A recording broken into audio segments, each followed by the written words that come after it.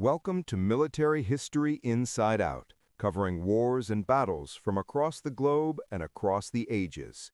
Today's episode is a dramatized performance based on a historic battle. Warning: offensive and violent language used for educational purposes. Listener discretion is advised. Thank you, and enjoy. Today's battle, the Battle of Trenton, December 26, 1776, part of the American Revolutionary War. First point of view, introduction and chronology of events, the Hesse-Kassel Hessians. The Battle of Trenton, date of engagement, December 26, 1776. The Hessian perspective. Format: urgent military dispatch, garrison proclamation. Source: Brigade of Colonel Johann Rahl. Location: Trenton, New Jersey. Situation report: the rebellion on the brink. To be read aloud by company commanders to all grenadiers, fusiliers, and jägers immediately upon the changing of the guard. Achtung! Attention, soldiers of the Landgrave. Hear this dispatch regarding our current disposition in these rebellious colonies. The so-called Continental Army of Mr. Washington is all but dissolved. We have chased them from Long Island, we have driven them from Manhattan, and we have hounded them across the entirety of New Jersey like stray dogs.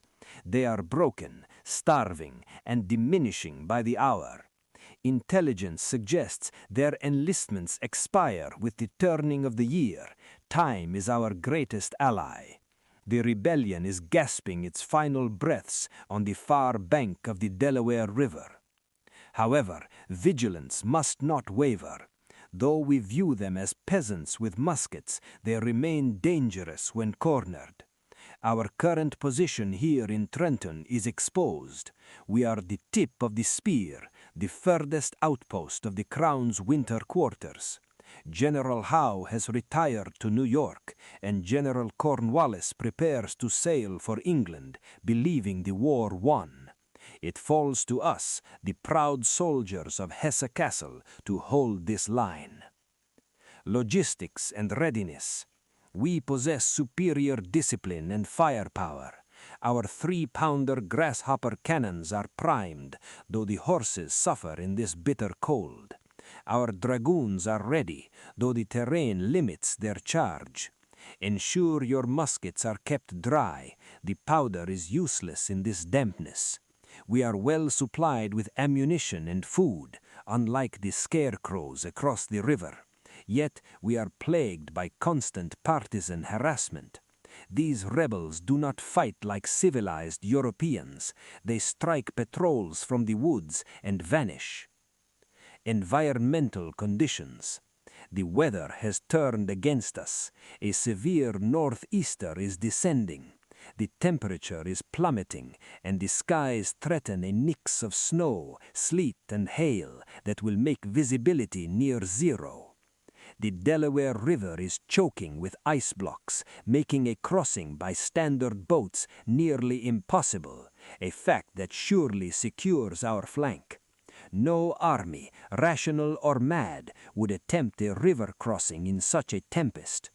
The terrain around us is flat but treacherous with ice. The days are short, darkness falls by late afternoon, and the long nights are filled with the howling wind that masks the sound of enemy movement. Stay warm, but stay alert. Colonel Rahl has ordered continuous patrols despite the storm. We celebrate Christmas, yes, but we sleep with one eye open. The rebel Washington is desperate, and desperate men are unpredictable. Timeline of events, December 26, 1776. Perspective, Hessian Command, Field Reports. 0600 hours. Pickets report. The storm is blinding. Patrols are returning early due to severe weather. No enemy sighted, but the wind howls like a banshee. Surely the rebels are huddled in their camps. No man could march in this. 0745 hours. Urgent dispatch. Outpost reports from the river road. Lieutenant Wiederhold reports heavy fire at the picket line on the northwest perimeter. It is not a raving party, it is a column. Hundreds of men are emerging from the blizzard. Sound the alarm. They're fined. The enemy is upon us. 0800 hours. Contact confirmed. The American rebels have driven in our pickets at the Pennington Road. They are advancing in 2 columns. Our Jaegers are retreating under heavy fire, using the houses for cover, but they are outnumbered. The storm is masking their numbers, but the air is thick with lead. 0805 hours. Command alert. Colonel Roll is awake and taking command. He is mounting his horse. Drums are beating the call to arms. Regiment Roll and Regiment von Lossberg are forming up in the lower streets. The confusion is absolute. The snow is blinding us. 0815 hours. Artillery barrage. Incredible! The rebels have managed to bring artillery across the river.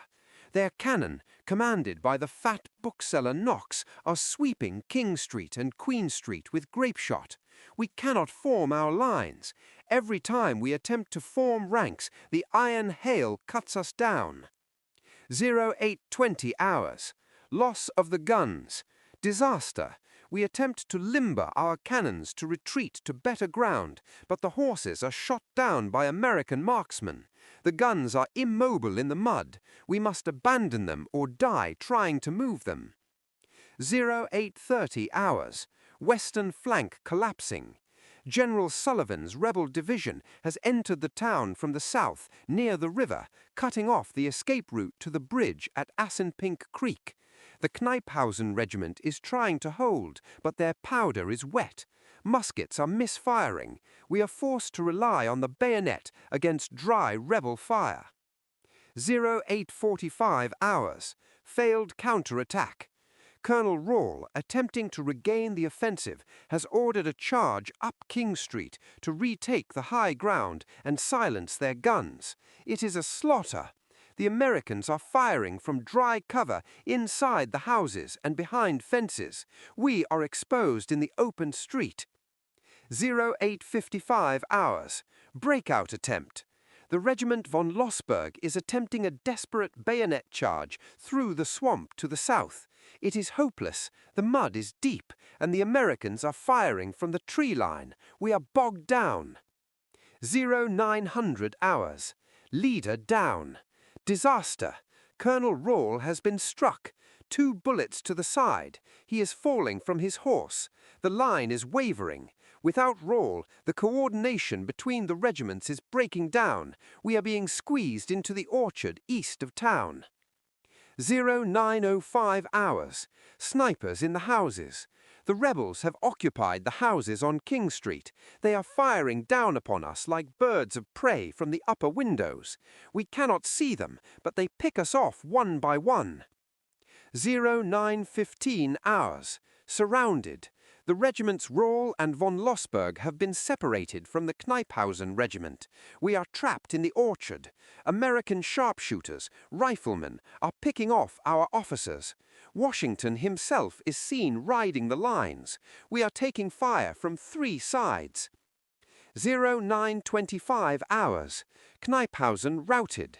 The Kniphausen regiment, attempting to escape across the Assenpink Creek Bridge, has found it blocked by Sullivan's men.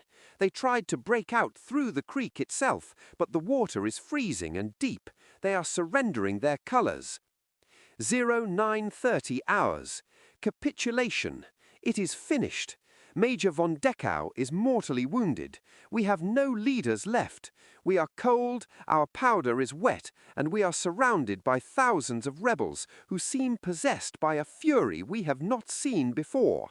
The white flag is raised. We are grounding our arms. The invincible Hessian Brigade has fallen. Second point of view, the United States. The United States perspective. Format: Urgent General Orders. Public Proclamation. Source: Continental Army Headquarters. Location: Pennsylvania bank of the Delaware River. Situation report: victory or death. To be read aloud to all regiments and militia companies prior to embarkation. Citizens and soldiers of the Revolution, heed these words from His Excellency General George Washington. The hour of destiny is upon us. For months we have suffered defeat after defeat. We have bled in New York. We have retreated through the mud of New Jersey, and the eyes of the world look upon us with pity. The British think us conquered. They believe the flame of liberty has been extinguished by the winter snows, but they are wrong. Our situation is dire. Let us speak plainly. Enlistments for many of you expire in mere days. If we do not act now, there will be no army left to fight when spring comes. This is the time that tries men's souls. The summer soldier and the sunshine patriot will, in this crisis, shrink from the service of their country, but he that stands by it now deserves the love and thanks of man and woman. Logistics and the plan. We move tonight. Our target is the Hessian garrison at Trenton. We have secured Durham boats, sturdy, high-walled ore carriers to ferry us across the river. Colonel Knox acts as our master of logistics. His voice will guide the crossing. We bring with us 18 field pieces of artillery. These are crucial, for in this wet weather our muskets may fail us. If your powder is wet, use the bayonet. The town must be taken by shock and cold steel. We lack shoes. Many of you wrap your feet in rags. The snow is stained with the blood of our march, but we must press on. Environmental conditions. The Almighty has sent a storm to mask our movements. A violent nor'easter strikes us. It brings sleet and snow that stings the face like needles. The Delaware River is a churning nightmare of ice flows, dangerous and deadly. The crossing will be slow and perilous. The terrain on the Jersey side is slick with ice. We march 9 miles to the town. We must attack in daylight, for the delays of the crossing have stolen the night from us, but the storm will hide us until we are upon them. The password for tonight is victory or death. Let this be etched into your hearts. We cross the river not just to fight a battle, but to save a nation. Timeline of events, December 26, 1776. Perspective, Continental Dispatch, Courier reports.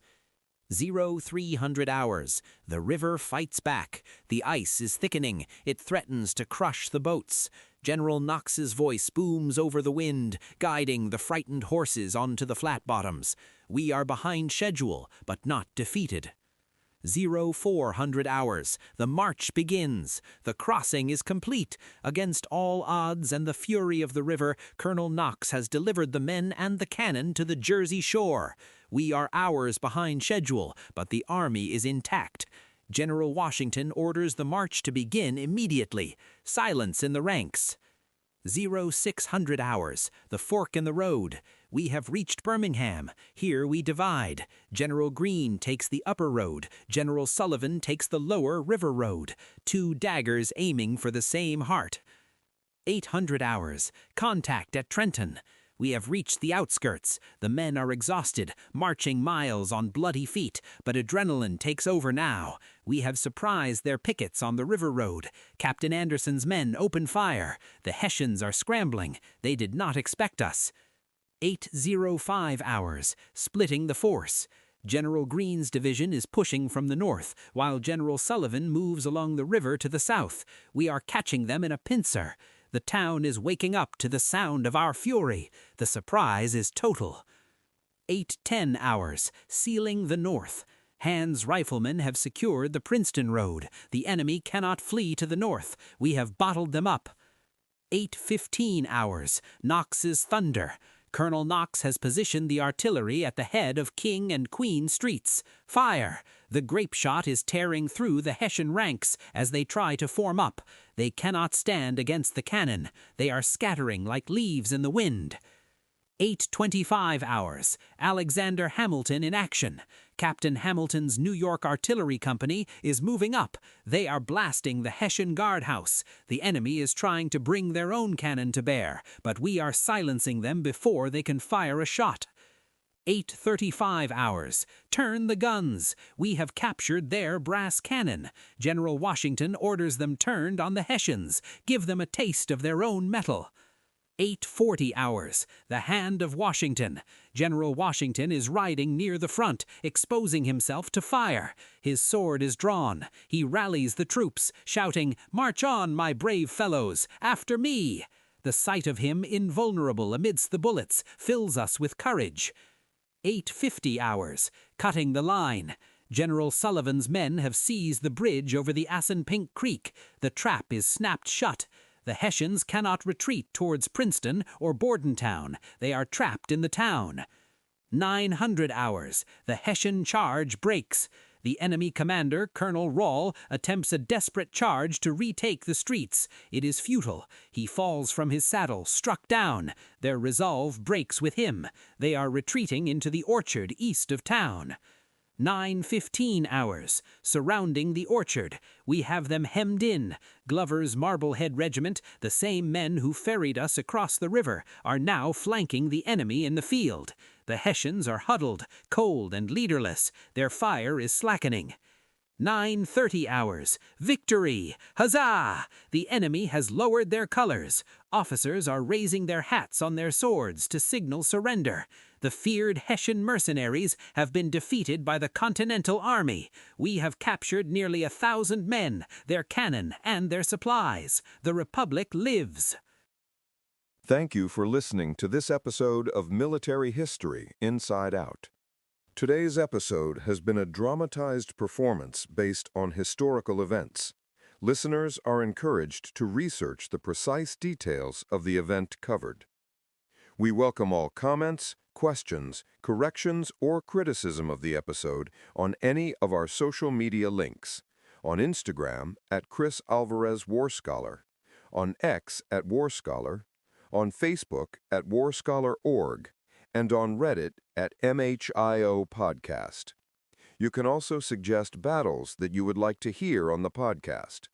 Visit warscholar.org for more social media and Discord community links. Please check back regularly for more episodes and provide likes where you can to support continued production of these episodes.